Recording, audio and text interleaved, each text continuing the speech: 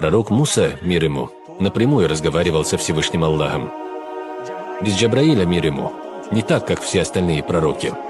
Пророк Муса, мир ему, однажды спросил Аллаха о следующем: «О Аллах, Ты удостоил меня чести общаться с Тобой напрямую.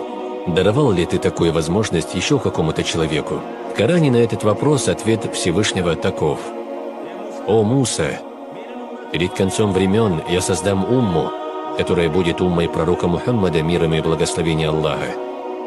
Это будут люди с сухими губами, пересохшими языками, изнеможденными телами и запавшими глазами, с пустым желудком, страдающим от мук голода. Они будут взывать ко мне в дуа и будут гораздо ближе ко мне, чем ты. О Муса, когда ты говоришь со мной, между нами 70 тысяч завес.